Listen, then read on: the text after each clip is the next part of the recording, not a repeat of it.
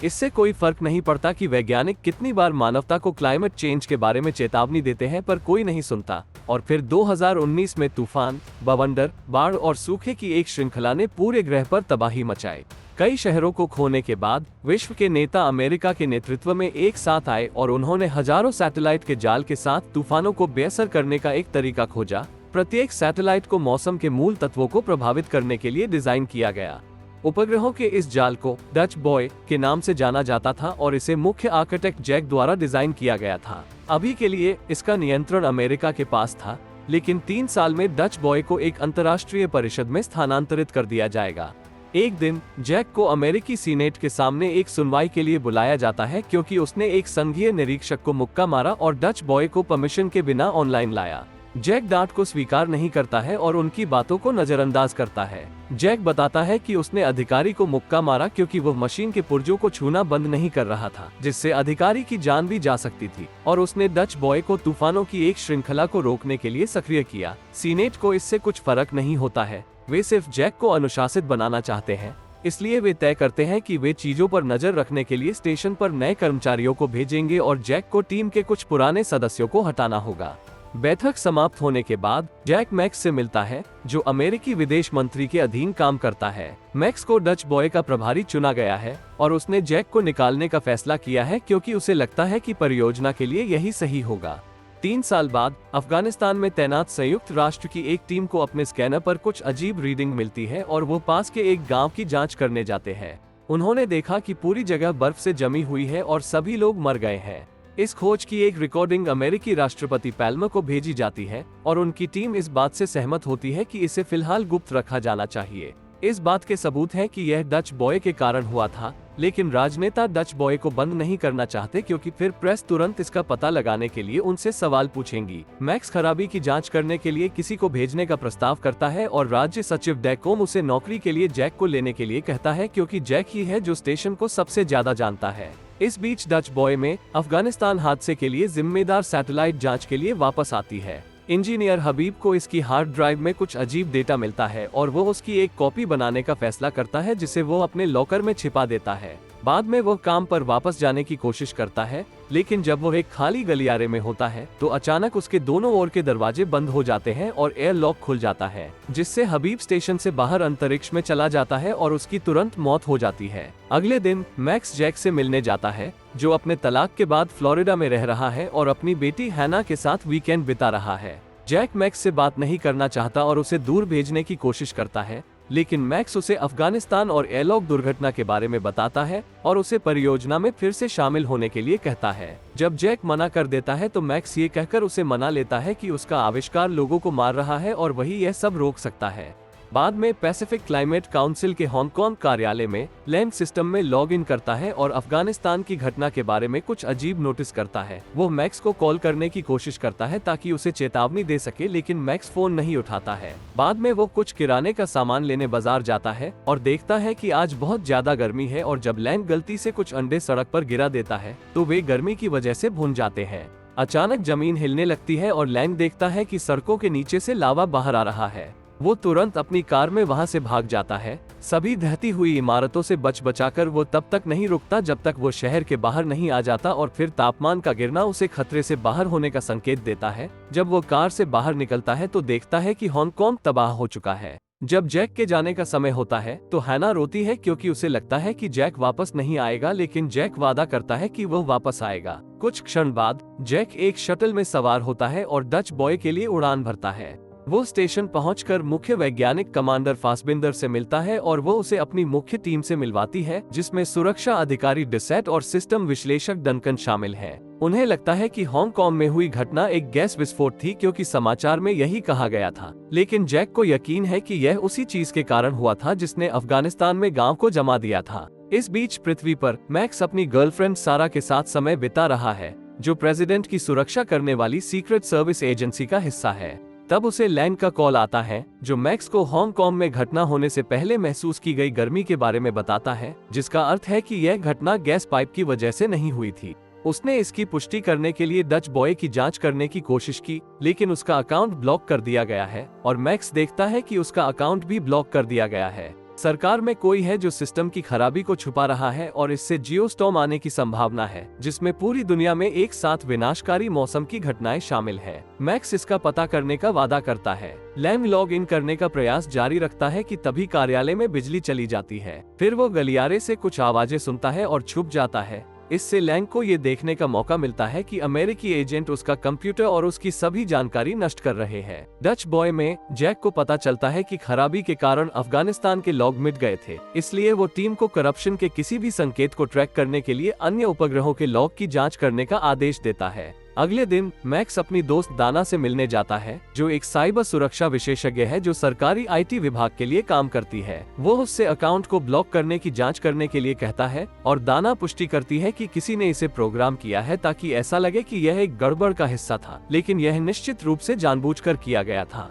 Dutch boy में max Jack के साथ एक वीडियो कॉल करता है और उसे सूचित करता है कि घटनाओं के पीछे किसी का हाथ हो सकता है।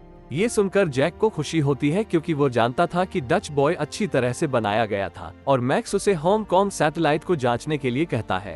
हांगकांग सैटेलाइट स्टेशन पर लाई जाती है, लेकिन अचानक उसे पकड़ने वाला रोबोट आर्म कंट्रोल के बाहर हो जाता है और इधर उधर हिलना शुरू कर देता है, जिससे सैटेलाइट क्षतिग्रस्त हो जाती है। गिरने से सैटेलाइट पूरी तरह से नष्ट हो जाती है और दुर्भाग्य से दुर्घटना के कारण शॉर्ट सर्किट हो जाता है और सभी ड्राइव खराब हो जाती है। इसलिए जैक को लगता है कि अब उनके पास करप्शन को ढूंढने का कोई रास्ता नहीं है। हालांकि डिसेट ने उसे सूचित किया कि वो हबीब की मौत का वीडियो देख रहा था और उसे कुछ पता चला है। जिन पैनलों में विस्फोट हुआ उनमें ड्राइव थे और उनमें से एक पैनल संचार टावर में फंस गया है। जैक और फॉसबिंदर पैनल को पुनः प्राप्त करने के लिए स्पेसवॉक पर जाते हैं, लेकिन अचानक जैक के सूट में खराबी आने लगती है और वो अपनी गतिविधियों पर नियंत्रण खो देता है। झटकों के कारण वो पैनल गिरा देता है और स्टेशन से टकरा जाता है। फिर वो अपने जेटपैक को खोल देता है और अंतिम समय पर बचने के लिए एक तार को पकड़ लेता है। कुछ क्षण बाद फसबिंदर उसे वापस अंदर लाती है और जैक बताता है कि उसने पैनल को छोड़ने से पहले उसमें से ड्राइव ले ली थी।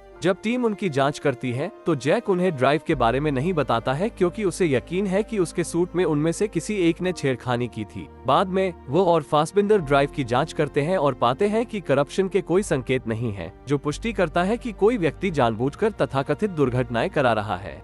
जैक इस प्रोग्रामिंग के पीछे लॉगिन जानकारी ढूंढने का प्रयास करता है, लेकिन वो लॉक हो जाता है। इस बीच लैंग वाशिंगटन पहुंचता है और एक कैफे में मैक्स और सारा से मिलने के लिए सहमत होता है। हालांकि जब लैंग सड़क पार करने वाला होता है तो उसे एक आदमी द्वारा कार के सामने धक्का दे दिया जाता है और उसे बुरी तरह टक्कर मार दी जाती है और वो आदमी अपनी कार में भाग जाता है। सारा उसके पीछे जाने की कोशिश करती है, लेकिन वो उतनी तेज नहीं है। मैक्स लैंग के पास दौड़ता है और मरने से पहले उसे ज़्यूस शब्द कहते हुए सुनता है। कुछ घंटों बाद मैक्स को जैक का फोन आता है और वो कॉल लेता है क्योंकि मैक्स कहता है कि यह एक आपातकालीन स्थिति के लिए है। हालांकि जैक केवल अपने व्यवहार के लिए माफी मांगना चाहता है और मैक्स को उस दिन की पूरी कहानी सुनाता है जब वे अपने पिता के साथ मछली पकड़ने गए थे। मैक्स उसकी बात समझ जाता है और जैक की रिकॉर्डिंग को लेके डाना से मिलने जाता है। मैक्स बताता है कि वे बचपन में कभी मछली पकड़ने नहीं गए थे, जिसका मतलब है कि जैक कोड में एक संदेश भेजने की कोशिश कर रहा है क्योंकि उसे लगता है कि उसकी जासूसी की जा रही है। दाना ने वास्तविक संदेश बनाने के लिए वीडियो के अलग अलग मिनटों को एक साथ रखा और मैसेज सुना जो था, सरकार के उच्चतम स्तर पर गड़बड़ का सबूत, किसी पर भरोसा न करे। इसके बाद मैक्स ने दाना को प्रोजेक्ट ज़्यूस को ढूंढने के लिए कहा और दाना को एक फाइल मिली जो व्हाइट हाउस सुरक्षा नेटवर्क में डबल एन्क्रिप्टेड है, जिसे हैक नहीं किया जा सकता है। इसे तोड़ने के लिए उसे सही लॉगिन इन्फॉर्मेशन की आवश्यकता है। कुछ क्षण बाद सारा घर लौटती है और मैक्स और दाना को देखती है। मैक्स जानकारी चुराने के लिए सारा से उसकी लॉगिन इन्फॉर्मेशन मांगता है। पहले तो सारा मना कर देती है क्योंकि यह उसकी शपथ तोड़ना होगा, लेकिन जब मैक्स ने बताया कि अगर वह इतनी गंभीर इन्फॉर्मेशन मांग रहा है तो इसके पीछे कुछ बड़ी वजह होंगे और फिर वह अपना मन बदल लेती है। डच बॉय पर जैक और फॉसबिंदर सुरक्षा कैमरों की जांच करते हैं और पाते हैं कि हबीब ने अपने लॉकर में कुछ छिपाया था। हालांकि जब उन्होंने इसकी जांच की तो उन्हें लॉकर खाली मिला। अचानक डिसेट उन पर अपनी बंदूक तान देता है और चूंकि वो उन्हें तुरंत नहीं मारता है, जैक समझ जाता है कि डिसेट भी यही पता लगाना चाहता है कि हबीब को किसने मारा। डिसेट ने बताया कि हबीब की चीजें एक अलग लॉकर में हैं। तीनों सही लॉकर खोलते हैं और उसमें ड्राइव की कॉपी पाते हैं, जिससे पता चलता है कि किसी ने स्टेशन के सिस्टम में वायरस डाल दिया है। इस बीच सारा दाना को अपनी लॉग इन जानकारी देती है, जिससे उसे प्रोजेक्ट ज़्यूस पर फाइलें ढूंढने की अनुमति मिलती है। उसे सिमुलेशन की एक श्रृंखला मिलती है जो जियोस्टॉर्म के साथ समाप्त होती है और मैक्स को पता चलता है कि किसी ने उन सिमुलेशन का उपयोग तूफानों को वास्तव में घटित करने के लिए किया है। इसके बाद मैक्स ने जैक के साथ एक वीडियो कॉल की और उसे बताया कि कोई बड़े शहरों पर हमला करने के लिए डच बॉय को हथियार बना रहा है और जैक पुष्टि करता है कि वे वायरस के माध्यम से ऐसा कर रहे हैं। वो डच बॉय को अस्थायी रूप से बंद करना चाहता है। इस तरह से रिबूट से वायरस को बाहर निकाला जा सकता है, लेकिन एकमात्र प्रेसिडेंट ही है जिनके पास इसके कोड है और जैक को प्रेसिडेंट पैल्मर पर भरोसा नहीं है। केवल सत्ता वाला कोई व्यक्ति ही उनके अकाउंट को ब्लॉक कर सकता है। मैक्स किल कोड प्राप्त करने का तरीका ढूंढता है और कुछ घंटों बाद गुप्त रूप से सारा के पास जाता है और उसे सारी बात समझाता है। वो सारा से कोड चुराने में उसकी मदद करने को कहता है। राष्ट्रपति के साथ विमान में जाने के लिए मैक्स अपने बॉस से कहता है कि वो फ्लोरिडा में रहने वाले अपने पिता से मिलने जा रहा है। इस समय डच बॉय को चेतावनी संदेश प्राप्त होते हैं जो संकेत देते हैं कि 200 सैटेलाइट खराब हो गई है। परिणाम जल्द ही पृथ्वी पर दिखाई देने लगते हैं। टोक्यो में बड़े पैमाने पर ओलावृष्टि शुरू हो जाती है और रियो डे जनेरो का आधा हिस्सा शीतलहर की चपेट में आ जाता है, जिससे सब जम जाते हैं। क्योंकि जैक अभी स्टेशन को बंद नहीं कर सकता है, वो खराब सैटेलाइट को बदलने के लिए दूसरी सैटेलाइट को लॉन्च करने का फैसला लेता है। वे बाकी शहर के नष्ट होने से पहले रियो डे जनेरो की सैटेलाइट को नष्ट करने में कामयाब रहते हैं, लेकिन उसी समय एक और चेतावनी आती है। एक जियोस्टॉर्म शुरू हो रहा है। पृथ्वी पर मैक्स आपदा की खबर देखता है और उसे पता चलता है कि अगला तूफान फ्लोरिडा में आएगा। तभी डेकम मैक्स से कहता है कि वह जानता है कि मैक्स के पिता मर चुके हैं और उसे सच बताने को कहता है।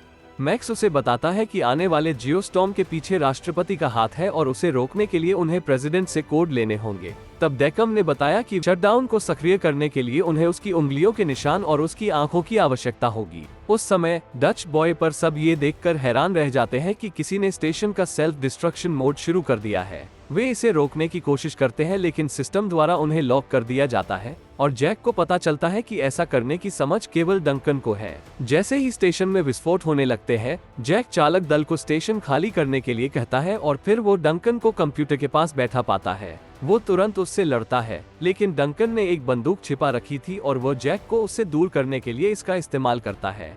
फिर डंकन ने स्वीकार किया कि उसने सिस्टम में वायरस डाला था। जैक डंकन से लड़ने के लिए तेजी से आगे बढ़ता है, लेकिन इस संघर्ष में डंकन गलती से एक खिड़की पर गोली चला देता है। जैक तुरंत दूसरे कमरे में भाग जाता है और दरवाजा बंद कर देता है, जबकि खिड़की टूटने से डंकन अंतरिक्ष में फिक जाता है। फ्लोरिडा में डेकम मैक्स को ये कहते हुए एक विशेष कमरे में ले जाता है कि वे वहां राष्ट्रपति से बात करेंगे, लेकिन ये सब एक जाल होता है और वास्तव में डेकम ये सब कुछ कर रहा होता है। वो मैक्स को गोली मारने की कोशिश करता है क्योंकि वो उसका प्लान जान गया है, लेकिन मैक्स पिछले दरवाजे से भागने में सफल हो जाता है और सारा से मिलता है। वो उसे बताता है कि एक तूफान यहाँ सभी को मार देगा और उनके बचने का एकमात्र रास्ता राष्ट्रपति का अपहरण करना है।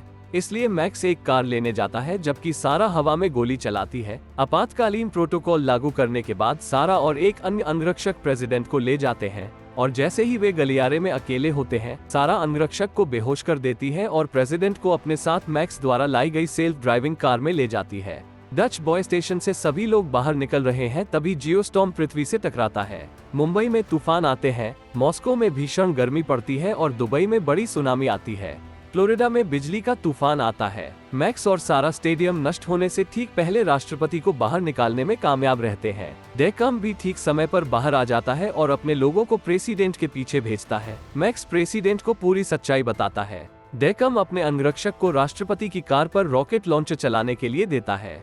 रॉकेट निशाने पर लगता है और कार में विस्फोट हो जाता है, लेकिन अचानक सारा डेकम के पीछे आ जाती है और उसे पकड़ लेती है। उसने कार को चलाने के लिए सेल्फ ड्राइविंग सिस्टम का इस्तेमाल किया और डेकम के लिए जाल बिछाया। फिर पुलिस उसे गिरफ्तार करने आ जाती है। डेकम पैल्मर को ये बताने की कोशिश करता है कि उसने ऐसा उनके दुश्मनों से छुटकारा पाने के लिए किया है। ये सुनकर मैक्स को गुस्सा आ जाता है और वो उसे मुक्का मार देता है। स्टेशन पर जब आखिरी शटल रवाना होती है, जैक स्टेशन में रुकने का फैसला करता है क्योंकि रीबूट के लिए किसी को वहाँ रहना होगा। फसबिंदर भी रुकने की कोशिश करती है, लेकिन जैक उसे भेज देता है। इस बीच प्रेसिडेंट स्पेस सेंटर आ जाते हैं और वो तुरंत किल कोड सक्रिय कर देते हैं। हालांकि स्टेशन के सेल्फ डिस्ट्रक्शन को रोका नहीं जा सकता, इसलिए अब जैक और मैक्स को एक दूसरे से अलविदा कहना होगा। मैक्स जैक से हैना की देखभाल करने का वादा करता है। फिर जैक कंप्यूटर तक पहुंचने के लिए दौड़ता है, लेकिन वो गलत कोड डालता है जिससे दरवाजा नहीं खुलता है। सौभाग्य से फॉसबिंदर गई नहीं थी और वो जाने का एक और रास्ता जानती थी। फिर साथ में वे कंप्यूटर तक पहुंचते हैं और मैन्युअल रूप से रिबूटिंग करते हैं। फैसबिंदर वायरस को बाहर निकाल देती है, जबकि जैक सैटेलाइट को बंद कर देता है और दोनों जियोस्टॉर्म को सफलतापूर्वक रोक देते हैं। उसी क्षण कमरे में विस्फोट हो जाता है और जैक और फॉसबिंदर बाहर आ जाते हैं। जैक देखता है कि स्टेशन पर अभी भी एक सैटेलाइट है, इसलिए वे उसकी ओर बढ़ते हैं। दोनों सैटेलाइट के अंदर जाने में सफल हो जाते हैं और तभी स्टेशन पूरी तरह नष्ट हो जाता है। कुछ समय बाद स्क्रीन पर अचानक एक प्रकाश दिखाई देता है जो एक मे-डे पैटर्न बनाता है। ये पता चलता है कि सैटेलाइट विस्फोट से दूर चला गया था, जिसका अर्थ है कि जैक और फॉसबिंदर ठीक है। पास के शटलों में से एक उन्हें लेने के लिए वापस जाता है और कुछ घंटों बाद सभी लोग सुरक्षित रूप से पृथ्वी पर वापस आ जाते हैं। मैक्स जैक के साथ फिर से मिलता है और वे वर्षों में पहली बार गले मिलते हैं। 6 महीने बाद जैक, मैक्स और हैना मछली पकड़ने जाते हैं और उन्हें ये बोरिंग लगता है। इसके साथ ही कहानी का अंत होता है।